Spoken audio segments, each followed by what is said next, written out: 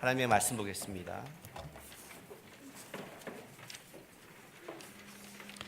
누가복음 12장 33절에서 48절까지입니다.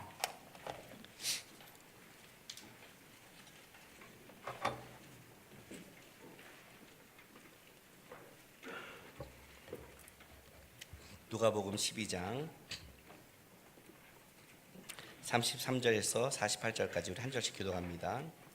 너희 소유를 팔아 구제하여 낡아지지 아니하는 배낭을 만들라. 곧 하늘에 둔 바 다함이 없는 보물이니 거기는 도둑도 가까이 하는 일이 없고 좀도 먹는 일이 없느니라. 허리에 띠를 띠고 등불을 켜고 서 있으라.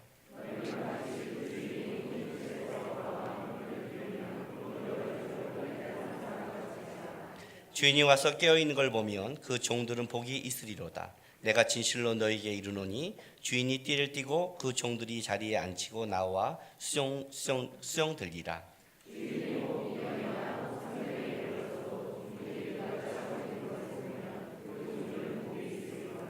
너희도 아는 바니 집주인이 만일 도둑이 어느 때에 이룰 줄 알았더라면 그 집을 뚫지 못하게 하였으리라.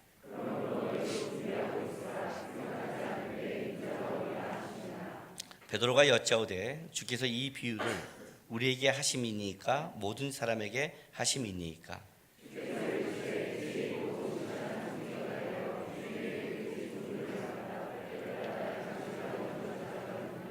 주인이 이를 때 그 종이 그렇게 하는 걸 보면 그 종은 복이 있으리로다.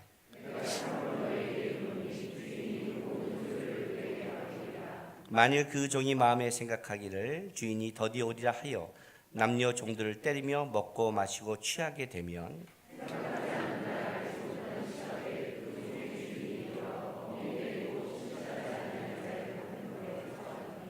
주인의 뜻을 알고도 준비하지 아니하고 그 뜻대로 행하지 아니하는 종은 많이 맞을 것이요.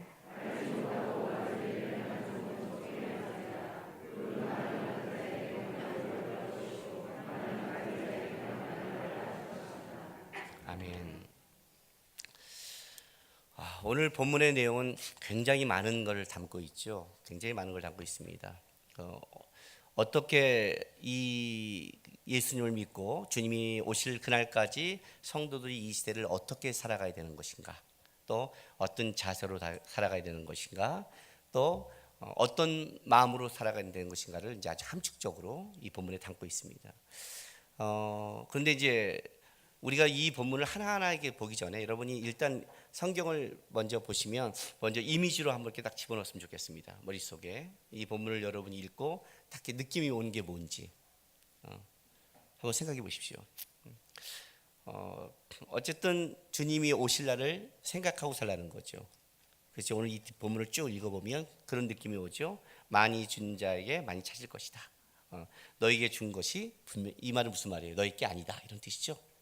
하나님이 너에게 준 게 너희 게 아니다. 많이 준 거니까 주신 자가 있다. 그리고 그걸 가지고 너희는 이 시대 속에, 이 세상이 다가 아니라 분명히 주님 앞에 설 날 속에 어떻게 살아야 되는지를 이제 우리에게 설명해 가는 거예요. 이렇게 보면 이제 좀 어려운데, 본문이 어려운데, 주님께서 여기서 지금 분노하면서 지금 약간 무섭게 얘기하고 있지만, 그러나 우리가 주님이 왜 이렇게 무섭게 얘기하고 있는지를 대해서 조금 생각하면서 오늘 본문이 말한 그 중심이 뭔지를 우리가 좀 생각했으면 좋겠습니다. 먼저 내가 여러분에게 한 가지 좀 질문을 할게요. 행복하십니까? 표정들이 안 좋네요. 어떻게 하면 행복을 느끼십니까? 여러분 어떤 때 행복을 느끼고 있습니까? 또 어떤 것을 주님이 주시면 행복할 수 있겠습니까? 오늘 이 33절을 읽기 전에 32절에 이런 말씀이 있습니다. 다만 너희는 그의 나라를 구하라. 그리하면 이런 것들이 너희에게 더하시리라. 자, 더하시리라. 저번에 이렇게 이걸 지극히 드렸죠. 왜냐하면 너희에게 그 나라를 주시는 것을 기뻐하셨기 때문이다. 하나님은 제자들에게 하나님의 나라와 하나님의 복을 주는 것을 기뻐하신다고 했습니다. 그분은 인색하지 않습니다. 그분은 쫀쫀하지 않고 그분은 우리 갖고 이게 시험하지 않습니다. 우리 가끔 아이들 갖고 시험하죠. 그 사탕 주면 더 줄게 이렇게. 그분은 절대 그러지 않습니다. 그는 주신 걸 기뻐하시는 분입니다. 만약 그 주신 걸 기뻐하는 분이 만약 그걸 더디 준다면 그것은 그게 우리에게 주는 것이 결코 기쁨이 아니기 때문에 그렇습니다. 주님이 우리에게 그걸 기쁘게 주시는데 그러면서 뭐라고 말씀하시냐면 그 33절에 봤더니 너희 소유를 팔아 구제하여 낡아지지 아니하는 배낭을 만들라. 곧 하늘에 둔 바 다음이 없는 보물이니 거기는 도둑도 가까이 하는 일이 없고 좀도 먹는 일이 없느니라. 하나님 너에게 주는 걸 기뻐한답니다. 그러니까 주시고 싶다는 거예요. 그리고 실제 많은 걸 실제로 줬습니다. 그렇죠? 여러분이 나는 뭐 아무것도 없는 것 같아 하지만 실제로 우리는 많은 것을 가졌습니다. 인류의 한국에 있는 역사를 따져도 여러분은 굉장히 많은 것을 지금 누리는 시대고 사실 대한민국 백성 가운데 가장 저는 행복한 시대를 살아가는 시대가 우리라고 생각합니다. 우리 시대라고 생각합니다. 우리 여인들은 100년 전만 태어나도 지금 끔찍하게 태어났을 겁니다. 그렇죠? 전쟁을 안 겪었고 중국에 떵떵거리고 살던 시대가 우리 아닙니까? 우리 후손들은 좀 다를 거예요. 가장 행복한 시대를 살았습니다. 온 동시대를 살아가는 이 시대를 봐도 제가 지난주에 인도네시아를 답사를 갔다 왔는데 한국은 지금 한 은혜를 받고 있는 백성들입니다. 실제로 은혜를 받고 있습니다. 시골에 있는 우리 옛날에 이제 우리 친척들을 봐도 시골에 있는 분들이 전 세계 여행을 다 다녀요. 서울에 있는 사람이 못 다녀요. 벌써 뭐 갔다 오면 시골에 갔다 오면 벌써 몇 개국을 갔다 온지 몰라요. 40개, 30개 뭐 나라 막 다녀요. 그냥 알잖아요. 요즘 뭐 여행 뭐 딱 잡아서 그냥 막 다니고 있어요. 그렇잖아요. 진짜 가장 한국 백성으로 행복한 시대를 지금 살아가고 있는 게 사실이죠. 그런데 여러분은 진짜 행복할까요? 하나님이 이렇게 많은 걸 줬는데 성경은 이렇게 말하는 겁니다. 그 너에게 준 것을 구제하는 데 쓰라입니다. 너에게 준 것을 너희를 위해 쓰는 게 아니라는 겁니다. 너희에 준 것이 너희의 만족을 위해 쓰는 게 아니라는 겁니다. 자, 다시 돌아가겠습니다. 행복하십니까? 하나님이 더 주면 행복할까요? 전 세계를 다 다니면 행복할까요? 좋은 집과 자녀가 잘 되면 행복하십니까? 행복이라는 건 주관적인 거지요. 복이라는 건 상대적이죠. 내가 재물의 복을 받았다는 것은 남보다 돈을 많이 받아야 행복한 거지만 복이지만 행복이라는 것은 내가 돈이 없어도 더 행복할 수 있고 더 건강하지 않아도 행복할 수 있고 더 가지지 않아도 더 행복할 수 있는 거죠. 왜냐하면 행복이라는 것은 많이 가졌다가 아니라 자기가 진짜 만족하고 자기가 진짜 원하는 것을 자기 삶에 누릴 때 오는 가치 아니겠습니까? 만약 지금 내가 행복하다면 그 사람은 이런 겁니다. 내가 살아가고 있고 내가 지금 존재하고 있는 것에 어떤 의미와 그래도 감사가 있을 때 그 사람은 행복할 겁니다. 여러분 중에 지금 행복하지 않는다는 건 뭐냐면 가진 게 없어서가 아니라 실제로 뭐예요? 여러분들이 하나님 뜻 가운데서 잘못 살고 있는 거겠죠. 그리고 행복을 잘못 추구하는 거겠죠. 인도네시아 갔더니 일단 우리 선교사님 들이 모이기 시작했습니다. 우리 들로스 선교사님들이 뭐 그때 많지는 않았습니다. 우리 람풍에 이제 선교사님이 오셨는데 세 가정이 모였죠. 우리 영석 집사와 선교사님 두 가정, 세 가정이 모였는데 아이가 11명이었습니다. 우리 서선교사님 5명, 김선교사님 3명, 영석 집사 3명입니다. 그래서 총 애들이 11명이 모여서 우리가 3층짜리 펜션을 이제 이렇게 얻었는데 제가 1층에 방이 하나 있고 2층부터 3층에 방이 쭉 있는데 뭐 1층 방 하나는 무조건 제 거죠. 왜냐하면 다리가 아직 안 좋으니까 저 3층 구경도 못 했어요. 계단을 올라가기가 힘들어서. 애들이 왔다 갔다 하는데 제가 답사로 온 게 아니라 무슨 성경 학교를 온 느낌이었습니다. 애들이 너무 많은 거예요. 이건 여름 성경 학교예요. 애들이 너무 하길래 애들한테 물었습니다. 야, 이제 우리 들로스 아이들한테는 제가 이제 큰아빠거든요. 큰아빠 오니까 좋지? 그랬더니 좋대요. 행복하지? 행복하대요. 왠지 아세요? 학교가 땡땡이 치고 있거든요. 나를 만나러 람풍에서 반동까지는 차로 10시간이거든요. 그리고 어떻게 학교를 다녀요? 우리 김성교 여사 아이들이 너무 행복하고 일주일을 학교를 날렸어요. 동아동준이도 학교를 안 가고 갔어요. 행복한 거예요. 그리고 왜 행복해? 한국에서 우리가 먹을 거를 50만 원치 사갔어요. 간식을 딱 박아놨어요. 애들이 갖다 막 집어먹죠. 행복해요. 거기다가 최고의 행복을 느꼈죠. 왜요? 제가 용돈을 줬거든요. 이야, 제일 나이 많은 애 5만 원, 3만 원 주는데 30만 원 이상이 나가는 거예요. 11명이 넘어요. 그쵸. 또 몇 가정이 오니까 애들만 13명이, 14명이에요. 한 번만 이런 말 쓰겠습니다. 더럽게 많아요, 진짜요. 진짜 많은 거예요. 그리고 애들은 너무 행복하죠. 먹을 거 있죠. 학교 빠지죠. 계속 놀러 다니죠. 계속 놀러 다니죠. 용돈 주죠. 행복하니 너무 행복하대요. 부럽습니까? 부럽지요. 끄덕끄덕하네요 벌써. 부럽지요. 이게 행복입니까? 그 제가 애들한테 그랬습니다. 너 학교 가면 너무 행복하니? 예. 학교 가지 마. 안 된대요. 애들도 분별력은 있어요. 그 학교 안 간다는 게 행복을 보장해 주지 못한 걸 알고 있는 거예요. 자가 학교를 쉬는 그게 행복한 거겠죠. 그러나 너무 행복이 짧았어요. 5일 만에 모든 행복이 끝났어요. 그리고 모두가 끔찍한 영적 전투의 장으로 돌아가기 시작했어요. 서로 이제 헤어질 때는 글썽이며 또 다음에 이런 행복을 기대하자고 흩어졌어요. 이게 과연 행복일까요? 자, 물론 잠시 행복했겠죠. 즐거웠겠죠. 그러나 과연 이걸로 우리가 진짜 만족하고 행복할 수 있을까요? 성경에서 구제하라는 것은요, 하나님이 너에게 주는 걸 기뻐한다, 그러니까 나눠줘라 이렇게 말하는 것은 이게 하나님 방법으로 이렇게 베풀어야 행복하구나라를 말하는 게 아니에요, 여러분. 이러니까 구제해야겠다라고 말하면 안 돼요. 오늘 본문에 34절에 이런 말씀이 있어요. 너희 보물이 있는 곳에 너희 마음이 있다 그래요. 쉽게 말하면 구제한다 이런 뜻은 어떤 거냐면 뭘 상징하냐면 너희 마음이 어디 있니? 라는 것을 하나로 드러낸 거겠죠. 드러낸 거겠죠.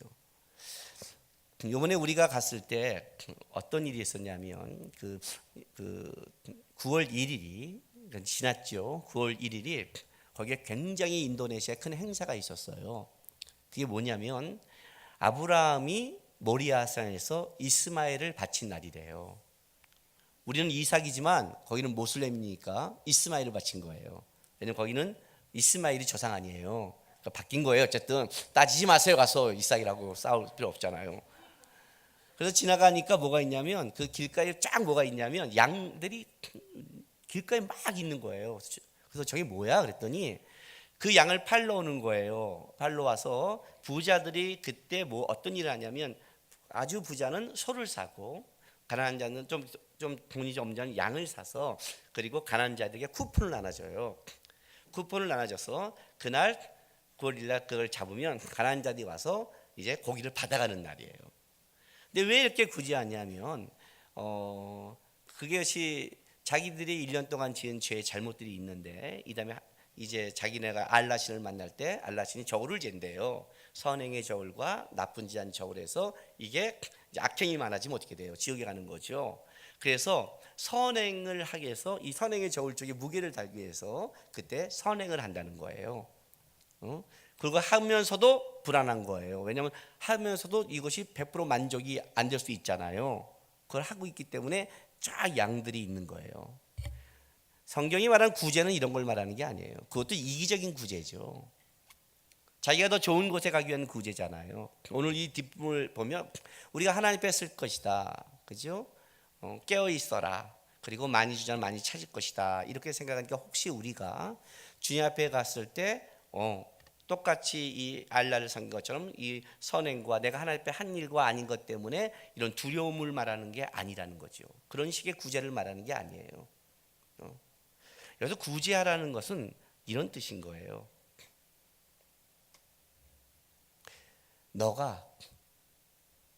너 자신만을 위해 그렇게 행복하려고 애쓰게 살지 않아도 하나님은 너에게 주신 걸 기뻐하시는 하나님이라는 거예요. 그걸 알고 있다면 너에게 준 그 재능과 달란트와 능력을 너 하나를 세운 데 쓰지 말고 아버지가 너에게 주는 것을 기뻐하듯이 너도 다른 자에게 내가 너에게 준 것을 나눈 걸 기쁘게 살아가라는 뜻이에요. 너의 마음이 어디 있냐는 거예요. 하나님께 있니? 아버지께 있니? 그게 너가 행복이라면 어떻게 돼요? 하나님을 닮아갈 거 아니에요. 그러면 하나님이 원하는 것에 쓸 거 아니에요. 근데 그게 아니라 나를 위해 있다면 그것이 어디 있어요? 나를 위해 있겠죠. 내 마음에 있는 것에 보물이 있는 거예요. 내가 마음에 하는 걸 보면 너가 진짜 행복하고 귀중히 여기는 게 뭔지를 보인다는 뜻이죠. 그게 보이는 거예요. 오늘 요 구제한 단말 다시 한번 보세요. 너희 소유를 팔아 구제하여 낡아지지 아니하는 배낭을 만들라. 곧 하늘에 둔 바 다음이 없는 보물이니 거기는 도둑도 가까이 하는 일이 없고 좀도 먹는 일이 없느니라. 이렇게 말하면 우리는 또 어떻게 가냐면 그래 하늘나라에 잘 적금을 들어두자. 또 이렇게 갈 수 있잖아요. 너희가 구제하는 것, 너희가 하나님 앞에 하는 것을 하늘에 쌓아두고 거기는 존목도 없고 도둑질하지 못한 건 뭐냐면 단순하게 여기서 선행하면 거기에 쌓인다는 이런 그런 물질적인 개념을 말하는 게 아니에요. 그런 개념이 아니에요. 너의 마음이 너가 하나님을 위해서 그것을 사용하고 있는 그것은 절대로 뭐예요? 빼앗길 일이 없다는 거예요. 절대로 그건 존먹는 일이 있고 우리가 왜 이 말을 하냐면 여러분이 행복하다는 것이 진짜 나는 저 돈이 있으면 행복해 해서 진짜 돈을 가졌더니 진짜 그 행복이 지속되던가요? 돈이 없어서 모르겠어요. 돈 좀 한번 있어봤으면 그죠? 그러면 이렇게 말해요. 돈을 한번 그렇게 벌어보고 한번 있어봤으면 좋겠어요. 우린 다 이거 하죠. 그죠? 여기 건강한 분이 있죠. 팔팔한 분들. 건강하니까 어떻게 행복하십니까? 우리가 그때 우리 애가 대학 가 그럼 행복하다고 생각하세요? 진짜 그 순간은 행복했겠죠. 대학 가니까. 그랬더니 어떤 일이 벌어져요? 애가 대학 갔더니 더 타락했다면. 결혼식 때 신랑 신부 들어올 때 불행한 사람은 거의 없어요. 그 불행한 건 진짜 이상한 거고 거의 다 결혼식은 행복해요. 뭐 그냥 벙긋벙긋 웃죠. 이벤트 하고 있고 남자들 뭐 곧 일주일에 어떤 사건이 자기의 임할지도 모르면서 막 춤추면서 뭐 아주 행복하게 뭐 너 없으면 뭐 모든 걸 줄 마냥 하고 있거든요. 다 그렇게 해요. 그렇죠? 행복하죠. 예, 우리 알잖아요. 벌써 여기 아무리 동조하지 않는 거. 응? 그게 행복을 지속하지 못하는 거죠. 이 땅에서 너희의 돈이 건강이 순간에 너희가 원하는 것이 그것이 과연 지속될 수 있고 빼앗기지 않는 것일 수 있느냐? 아니다. 세상 거는 젖먹는다. 세상 것의 행복은 영원하지 않다를 얘기하는 거예요. 더 하늘나라에 도둑이 못 갖는 것에 아주 철저한 금고 속에 잘 저장해놨다가 천국에서 영원히 살자 이런 뜻을 말하는 게 아니라 하나님이 너에게 준 거를 그 하나님에 대한 마음의 보물을 가지고 하나님이 준 대로 가치 있게 쓰는 그것은 절대로 천국에서나 또 세상에서 뭐예요? 빼앗길 일도 없고 젖먹지 않는다. 젖먹지 않는다. 그것이 너에게 영원한 행복이 될 것이다. 그것이. 그러니 하나님이 준 그 기쁨을 어떻게 사용하라고요? 하나님의 뜻대로 사용하라는 거예요. 하나님의 뜻대로 살아가라는 거예요. 어떻게 그게 뒷부분의 설명이라는 거예요. 어떻게 봐요? 35절 허리에 띠를 띠고 등불을 켜고 서 있으라. 자세예요. 허리에 띠를 띠고 이미 메어져 있는 상태예요. 벌써 섬길 자세가 돼 있는 거죠. 지금 허리에 묶을까? 이런 것도 아니고 이미 묶여져 있고 등불을 켜고 이 켜고도 뭐냐면 지금 켜는 게 아니에요. 계속적으로 켜 있는 상태예요. 상태. 그렇게 서 있으라는 거예요. 이 있으라가 재밌어요. 이 있다란 말은요 존재한다라는 의미도 있어요. 그러니까 이런 거죠. 너가 허리에 벌써 하나님이 주신 것을 가지고 너의 재능과 그런 걸 주고 하나님 앞에 쓸 뭐예요? 허리를 딱 묶고 등불을 켜고 서 있다 하라는 말도 되지만 그것이 너의 존재의 의미도 된다는 거죠. 이 땅에 성도들이 살아가는 존재의 의미가 뭐냐? 세상 사람들은 자기를 위해 자기의 목적을 위해 살아간다면 우리는 뭐예요? 벌써 하나님이 주신 것을 가지고 하나님의 뜻대로 사용하는 존재의 의미죠.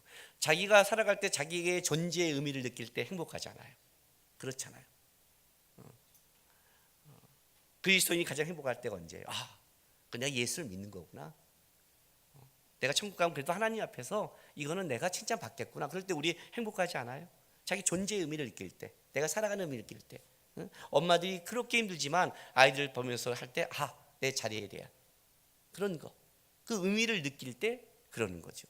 그러니까 이제 이게 존재의 의미예요. 근데 어떻게 그러고 나서 이렇게 말해요. 왜 이렇게 서 있냐면 봐요. 36절부터 보세요. 너희는 마치 그 주인이 혼인집에 돌아와 문을 두드리며 곧 열어주려고 기다리는 사람과 같이 되라. 주인이 와서 깨어있는 걸 보면 그 종들은 복이 있으리로다. 내가 진실로 너에게 이르노니 주인이 띠를 띠고 그 종들을 자리에 앉히고 나와 수종들이라. 주인이 혹 2경에나 혹 3경에 이르러서도 종들이 그같이 하고 있는 것을 보면 그 종들은 복이 있으리로다. 너희도 아는 바니 집주인이 만일 도둑이 어느 때에 이를 줄 알았다면 그 집을 뚫지 못하게 하였으리라. 그러므로 너희도 준비하고 있어라. 생각지 않은 때 인자가 오리라 하시니라. 첫 번째 이제 자세의 원칙은 이거예요. 주님이 언제 오실지 모르니까 준비하고 있으라는 거죠. 근데 그 준비하고 오시라는 걸 뭘로 비유했냐면 도적과 비유했어요. 쉽게 말하면 이거죠. 너희가 전혀 예측하지 못할 것이다. 여러분 도둑이 언제 들어와요? 예측할 때 들어오면 그건 도둑이 아니죠. 우리가 가장 방심하고 이 정도면 들지 못할 때 도둑이 드는 거죠. 그러니까 주님이 오신다는 건 예측이 불가능하다예요. 예측이 불가능하다. 그래서 깨어 있으라. 항상 준비하고 있으라. 이제 이거 도둑과 비교했어요. 제가 우리 그 제자훈련하면서 이런 얘기를 들었어요. 우리 하람이 아준이가 중학교 이제 초등학교 때까지는 수요 예배를 그렇게 따라왔어요. 그래서 제가 그때 어떤 생각을 했냐면 역시 목사 아들은 다른가 보다. 그리고 내가 우리 아이들을 잘 가르쳤는가 보다. 예배를 이렇게 따라오니까. 근데 중학교 들더니 안 따라오기 시작해요. 왜냐하면 더 좋은 게 생긴 거죠. 뭐요? 컴퓨터. 그때 제가 알았어요. 얘네가 신앙에서 쫓아온 게 아니라 심심해서 쫓아왔구나. 내가 착각했구나 그랬어요. 그런데 배낭 걔네들이 습관이 하나 생겼어요. 배낭간 전화를 해요 저한테요. 꼭 수요일마다. 아빠 언제 들어오세요? 왜 아빠가 언제 올 거를 알고 싶을까요? 그래서 처음에는 순진해서 얘기했죠. 언제 출발할 거야? 이럴 거야. 또 애들이 전화하니까 우리 기다리는 줄 알고 처음에는 순진해서 지금 엄마 아빠 여기서 저녁 먹고 갈 거니까 좀 늦어. 네 그래요. 목소리가 밝아요. 나중에 알았죠. 그것이 우리를 기다리는 게 아니라는 것을. 그래서 이제 한 번은 자기네가 얘기하기 언제 오세요? 그래서 거의 집에 도착했음에도 불구하고 아직 좀 남았어. 말은 맞죠. 좀인지는 모르겠지만 한국에 이 좋은 말 있잖아요. 좀 더 가야 돼. 그러니까 애들이 하는 거예요. 문을 딱 닫고 들어갔죠. 와당탕탕탕 냈어요. 집안에서 무슨 일이 벌어지고 있었던 걸까요? 네? 어떤 일이 벌어지고 있었어요? 만약에 걔네가 공부하고 있었다면 어떻게 됐을까요? 아빠 오셨어요? 그죠? 그죠? 항상 공부하고 있는데 어느 때들은 무슨 상관이에요? 공부를 하고 있으면 이랬을 거예요. 왜 우리 아빠가 왜 안 오시나 지금? 빨리 오시기를 기다릴 거 아니에요. 그렇죠? 주님 오시기 기대하시나요? 왜 우리가 몇 년 뒤에 오시길 그렇게 기대하실까요? 똑같은 거 아니에요? 뭐라고 말하는 줄 아세요? 이 본문에서 혼인잔치집을 비유 들었어요. 여기 요 단어 여기 38절에 주인이 혹 2경에나 혹 3경이라고 그래요. 로마의 시간으로 따지면 2경은 저녁 9시부터 밤 12시까지고 3경은 12시부터 새벽 3시까지를 따지고요. 유대인의 시간으로 따지면 이경은 저녁 10시부터 새벽 2시까지고 그다음에 삼경은 새벽 2시부터 6시까지예요. 그러니까 유대인의 시간으로 따지면 밤 꼴딱 새야 되는 거예요. 혹 이경이나 삼경 할 때. 그런데 유대인들은 혼인잔치를 언제 하면 저녁 때 했어요. 일단 날씨 뜨겁고 유대인의 하루는 해가 질 때 시작하니까 밤에 혼인잔치를 해요. 그러니까 이런 식이죠. 내가 어린이집에 혼인잔치에 참여를 하고 돌아오면 뭐예요? 주인은 밤 늦게 돌아오는 거예요. 밤 늦게. 주인이 밤 늦게 돌아올 때 어떻게 하라고요? 그것이 혼인잔치가 길어지고 더 얘기하면 혹시 이경이나 새벽에 올 수도 있다는 거죠. 그러면 하인은 어떻게 하고 있으라고요? 그 종은 주인이 언제 오실지 모르니까 혼인잔치에 참여해서 이게 새벽 2시일지 6시일지 모르지만 주인이 오기를 기다리면서 거리에 띠를 띠고 등불을 켜고 주인이 왔을 때 언제든지 맞이할 준비를 하라는 거예요. 그렇게 한 자는 복이 있다는 거죠. 주님이 오늘 금방 오시더라도 맞이할 준비가 돼 있냐는 거예요. 청년들에게 제가 이런 말 한 적이 있어요. 청년집 한참 하면서 우리나라는요 일단 술 문화가 잘못됐어요. 문화 자체가 틀어먹었어요. 폭탄주라는 게 말이 돼요.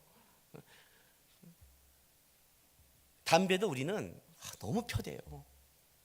그래서 청년들이 뭐라 했냐면 저때 이제 옛날에 청년 집회 할 때 목사님 그거 먹는다고 구원 못 받고 그거 먹는다고 꼭 큰 죄는 아니잖아요. 그래서 제가 뭐라고 말했냐면 그렇지. 그러나 신앙이라는 게 이런 거지. 봐. 빰빠라밤 빰빠빠빰 하잖아요. 나팔 불 때 그잖아요. 나의 이름 알잖아요. 그죠? 나팔 불 때 빰빠라밤 빰빠빠빰 하고 내가 주님이 확 갔어요. 근데 담배 후 푸는데 주님이 탁 나타난 거야. 주님 얼굴에 좀 그렇지 않겠니? 폭탄주 딱 만든 내가 오늘 게 폭탄주하고 저 폭탄주 만든 거 봤어요. 저도 예수 안 믿는 친구도 있는데 잘 만들더라고요. 탁 뺐더니 탁 빠지는 거예요. 지네끼리. 그 저도 만들었죠. 사이다에 콜라 넣고 착 했더니 팍 가도 폭탄주가 되더라고요. 사콜이라고 제가 만든 건데 애들이 하더라고요. 폭탄주 만들어서 건배 하는데 빰빠라밤 빰빠빠빰 하는데 주님 앞에 서서 건배 주님 폭탄주 무슨 말을 하면 이런 말을 한 거예요. 너가 살아가는 행동 속에 언제 주님 앞에서도 부끄럽지 않게 살아가라. 하준이를 필리핀에 보내면서 한 말이에요. 외국에 보내서 한 말이에요. 외국에 나가면 더 개념이 성적으로 개방돼요. 세상적인 문화를 따라가는 게 아니라 너의 행동이 너의 존귀함이 주님 앞에 섰을 때 부끄럽지 않은 것을 생각해라. 우리의 기준은 문화가 세상이 아니라 사랑하니까 하는 게 아니라 주님 앞에 설 날에 주님의 판단과 주님의 원칙 아래 살아가는 것이다. 내가 한 지금 결정, 내가 한 판단, 내가 한 그 모든 것이 주님 앞에서도 당당하고 주님 앞에서 이것이 상 받을 수 있는 걸 생각하라는 거죠. 그렇게 생각하면 얘기가 좀 달라지죠. 우리가 어떤 때 어떤 원칙을 정하고 어떤 분노를 하고 어떤 게 살아가고 어떤 걸 추구해도 좀 달라지겠죠. 주님 앞에 설 날을 주님이 지금 와도 맞이할 걸 준비하는 종처럼 살아간다면 다르겠죠. 그게 깨어있다는 거예요. 깨어있다는 성경 보고 깨어있다는 기도한다는 게 깨어있는 게 아니에요. 또 이렇게 하면 또 안 할까 봐 걱정되지만 아니에요. 제가 한번 이런 말 한 적이 있죠. 한국교회 가장 잘못된 가르침은 뭐예요? 신앙을 미션으로 했다. 1년에 성경 일독회 새벽기도회 선교가 해서 그걸 갔다 오면 나는 신앙생활을 했다는 미션이 신앙생활이다. 아니다. 신앙생활은 주님 앞에 설 날을 기대하며 살아가는 삶이다. 그 성경 읽음이 그 예배가 그 선교가 내가 예수의 사람으로 어떻게 만들어졌는가를 봐야 된다. 그러려면 기준이 어디냐? 내가 했다가 아니라 우리가 주님 앞에 설 날이 있다는 걸 염두에둬라. 여러분의 가족에서 직장에서 살아갈 때 깨어있으란 말은 이거예요. 내가 주님 앞에 설 날이 있는 사람이야. 그러면 이 땅에서 좀 억울하고 끌려가도 버틸 수 있죠. 왜? 이 땅의 다가 아니니까. 그 얘기를 지금 하고 있는 거예요. 그게 자세예요. 그리고 더 나가서 보세요. 41절에 베드로가 이 말을 듣자마자 이런 말을 해요. 주께서 이 비유를 우리에게 하십니까? 모든 사람에게 하십니까? 베란간 이게 주의 제자에게, 왜냐하면 22절에 또 제자들에게 이르시되, 그러니까 제자들에게 지금 얘기하고 있잖아요. 근데 이걸 듣다 보니까 베드로가 어떤 생각이 드냐면, 물론 많은 무리도 있는데 이게 지금 제자들이 우리가 할 일이야? 아니면 많은 사람이 할 일이야? 이게 하고 질문을 했어요. 물론 예수님은 여기에 대해서 직접적으로 대답하진 않아요. 그런데 그 내용을 읽어보면 이건 제자들을 넘어선 거예요. 쉽게 말하면 좀 더 12제자를 넘어서서 예수를 따라간 모든 사람들을 다 포괄하는 말이죠. 뭐예요? 42절, 주께서 이르시되 지혜 있고 진실한 청지기가 되어 주인에게 그 집 종들을 맡아 때를 따라 양식을 나눠줄 자가 누구냐? 주인이 이를 때 그 종이 그렇게 하는 걸 보면 그 종은 복이 있으리로다. 내가 참으로 너희에게 이르노니 주인이 그 모든 소유를 그에게 맡기리라. 만일 그 종이 마음에 생각기를 주인이 더디오리라 하여 남녀 종들을 때리며 먹고 마시며 취하게 되면 생각지 않은 날 알지 못하는 시각에 그 종의 주인이 이르러 엄히 때리고 신시하지 아닌 자의 받는 벌을 저하리니 주인의 뜻을 알고도 준비하지 아니하고 그 뜻대로 행하지 아니한 종은 많이 맞을 것이요 알지 못하고 맞을 일을 행한 종은 적게 맞으리라. 물은 많이 맞는 자에게 많이 요구할 것이요 많이 맡은 자에게 많이 달할 것이다 라고 얘기했어요. 자, 깨어 있어야 되는데 깨어 있으면서 깨어 있고 등불을 켜고 있는 게 어떤 거냐, 서서 주인 올 거를 깨워서 어떻게 그 사이를 살아가야 되느냐라고 했더니 지혜 있고 진실한 청지기가 돼서 때에 따라 양식을 나눠줄 자가 누구냐요. 재밌는 건 뭐냐면 이 지혜롭다는 걸 우리가 좀 이해할 수 있어요. 슬기롭다, 이건 뭐 신중한, 사려 깊은 이런 뜻인데, 요거 진실한 단어가 요게 좀 재밌는 단어예요. 우리 한글 성경은 진실한으로 번역됐지만 원어는 충성이란 단어예요. 다른 말로 하면 믿을 만한, 그리고 충성스러운 이런 단어를 가지고 있어요. 그러니까 사려 있게, 하나님이 좀 믿을 만하고 하나님 앞에 좀 충성스럽게 되어서 때와 양식이죠. 때, 분별력이죠. 그죠? 내가 가진 거를 그저 어떤 때에 줘야 되는지, 감정적으로 주는 게 아니죠. 때와 양식, 필요한 것을 어떻게 잘 하나님 안에서 흘려보낼 수 있는 것인가를 얘기하는 거겠죠. 충성스럽게. 그런 자가 누구냐는 거예요. 그런 자에게는 뭐냐면 하나님께서 모든 걸 다 똑같이 맡겨주신대요. 요걸 요대로 설명하기 전에 아닌 자와 비교를 해드릴게요. 그러면 이게 조금 더 이해가 돼요. 자, 여기 재밌는 표현이 45절부터는 아닌 건데, 재밌는 게 만일 그 종이 마음에 생각하기를 주인이 더디오리라 하여 남녀 종들을 때리며 먹고 마시고 취하게 되면, 그런데 이 때림이라는 단어가 원어가 뭐냐면 때리기를 시작했다는 뜻이에요. 때리기를 지금부터 시작한 거예요. 그러니까 그 전에는 안 하다가 주인이 더디오리라 생각하면 그걸 생각하는 시점부터 이제 시작이 됐다는 거예요. 그러니까 여기 보면 뭐냐면 그 마음의 생각, 주인이 더디오리라 생각하면, 신앙의 타락의 시작은 뭘로 시작되는 거냐면 하나님이 지금 오리라고 생각하지 않는 시점부터 타락은 시작한다는 뜻이에요. 그거부터 자기가 자기 거로 갖기 시작한 거예요. 갑질이 시작된 거예요. 갑질은 이거예요. 어리석은 부자 얘기 그 전에 나왔죠. 그죠? 어리석은 부자야. 네가 이렇게 쌓아놓고 오늘 밤 내가 데려가면 누구께 되겠니? 이렇게 나가죠. 그런데 그 부자가 오늘 만약에 주님이 오신다고 느꼈다면 그 창고를 쌓았을까요? 안 했을까요? 안 했죠. 어떻게 했을까요? 나눠줬을 거예요. 다 나눠줬을 거예요. 왜? 오늘 내가 주님 만나는데. 여러분, 내일 만약에 주님이 재림하셔서 우리가 천국에 간다면 어떻게 사시겠어요? 어떻게 하시겠어요? 그 돈 붙잡으시겠어요?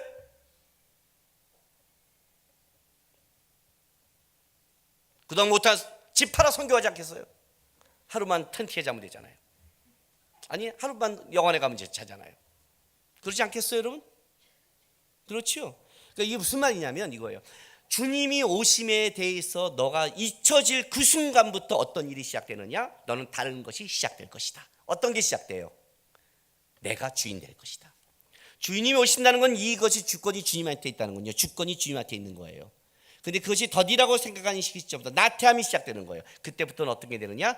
무엇을 먹을까, 무엇을 입을까, 무엇을 마실까의 삶이 이제 머리가 돌아간다는 거죠. 돌아가는 거예요. 죽음 앞에 서면 다 어떤 일이 벌어져요. 여태까지 내가 쌓은 게 아무것도 아니에요. 주님 한 분밖에 생각이 안 나요. 그런데 우리는 주님이 나중에 천천히, 우리는 주님이 오시라고 생각 안 하잖아요. 내가 100세에 죽어서 주님 만날 생각을 하더라도, 그죠? 내가 100세에 죽어서 주님을 만날 생각을 하더라도 내일 모레 주님이 오실 생각을 안 하고 살잖아요. 에이, 그렇잖아요. 아닌 것처럼 이렇게 생각하지 마세요. 그렇잖아요. 저도 그렇고요. 그러면 그 시점부터 우리는 뭐가 되느냐? 바로 이게 된다는 거예요. 때리고 이건 뭐냐? 벌써 내 거를 묻기 시작하는 갑질이 시작되는 거예요. 타락은 여기서 시작된다는 거예요. 타락은. 근데 지혜 있고 분별력 있는 쪽은 뭐냐면 언제든지 하나님 앞에 쓸 나를 생각하기 때문에 나에게 준 재능, 나에게 주는 물질, 나에게 주신 명예, 권력, 이게 다 포함된 말이에요. 이것들을 나를 위해 사용하는 게 아니라 때에 따라 적절하게 하나님이 원하는 곳에 흘려보내면서 하나님의 나라를 세우는 데 사용하고 있다는 거예요. 왜냐하면 그건 자기에게 준 것이 그것이 자기 거라고 생각하는 게 아니에요. 주님을 쓸 날에 주님이 나에게 맡겨진 거를 어떻게 돼요? 온전히 쓸 걸 생각하니까. 오늘 본문에 보면 뭐라고 나오냐면, 자 47절 보세요. 주인의 뜻을 알고도 준비하지 아니하고 그 뜻대로 행하지 않은 종은 많이 맞을 것이요. 그죠? 알지 못하고 맞을 일을 행한 종은 적게 맞으리라. 물은 많이 받는 자에게 많이 요구할 것이요, 많이 맡은 자에게 많이 달할 것이요. 두 가지가 얘기가 나오죠. 첫째는 뭐예요? 알고 있는 자와 모르고 있는 자의 벌이 다를 것이다. 알고 안 한 자는 더 맞을 것이다. 그러니까 여러분 더 맞는 거죠. 이제 오늘 알았으니까. 그죠? 주님교회 다니면서 하고 이제 이 영상을 재수없게 누가 본 성도도 맞을 거예요. 안 하면. 물론 하면 복이 많을 거고요. 화가 될지 복이 될지는 모르겠지만. 그리고 또 하나의 기준이 뭐냐면 48절에 봤더니 많이 받은 자에게 많이 요구할 것이요, 많이 맡은 자에게 많이 달라 할 것이다. 자, 많이 받은 자는 필요한 재능, 물질, 권세예요. 그죠? 그건 많이 받은 거죠. 우리 보면 알잖아요. 달란트가 다르잖아요. 달란트가 다르잖아요. 그러니까 5달란트 받는 사람이 1달란트 받은 사람보다 분명히 여기서 뭐예요? 자랑질하고 살겠고 인정받고 살겠죠. 그렇잖아요. 그게 이제 재능 권세예요. 그러네. 또 한 가지가 뭐냐면 많이 맡은 자예요. 이 맡은 자는 어떤 거냐면 이거예요. 해야 할 일과 대상이 이미 주어졌다는 거죠. 맡겨진 거예요. 그러니까 받은 게 있지만 저 같은 경우로 할게요. 저는 많이 맡겨진 사람이에요. 주님교회가 있고요, 마커스가 있고, 오십이 있고요, 둘로스가 있고요. 그렇죠? 저에게 맡겨진 게 많죠. 저는 많이 맡겨진 거예요. 대상이 있어요 벌써. 자, 센터지기들 맡겨줬죠. 벌써 맡겨줬잖아요. 팀장들 맡겨줬죠. 성가대 맡겨줬죠. 벌써 대상과 일이 분명하죠. 그죠? 안 오면 어떻게 돼요? 성가대 한 번 빠질 때마다 벌이 클 거예요. 벌써 분명히 하나님이 해야 될 걸 맡겨줬잖아요. 그죠? 우리 교사들, 학생들 맡겨줬죠? 자, 우리 보아스 루디아 맡겨줬죠? 남편, 아내, 자녀, 부모 하나님이 맡겨줬잖아요. 왜 이런 사람을 줬다고 원망하기 전에 하나님이 맡겨줬잖아요. 왜 나는 이렇게 가족이 많아요? 많이 맡겨줬으니까. 하나님이 너를 신실하고 기쁘게 여겨서 많이 맡겨줬으니까. 왜 저는 이렇게 세요? 하나님이 사랑해서 많이 센 대상을 분명히 맡겨줬으니까. 여러분 여기 이 사람의 벌이 뭔 줄 아세요? 저는 오늘 설교 준비하면서 가장 마음에 딱 제 안에 닿았던 낱말은 이 낱말이에요. 46절. 생각지 않은 날 알지 못하는 시각에 그의 종이 주인에게 이르면 어미 때리고 뭐라고 그래요? 신실하지 아니한 자가 받는 벌에 처하리니. 이 벌의 제목은 신실하지 아니한 자의 벌이에요. 아까 충성, 믿을 만한, 아까 받을 상은 신실한 자가 받을 상이에요.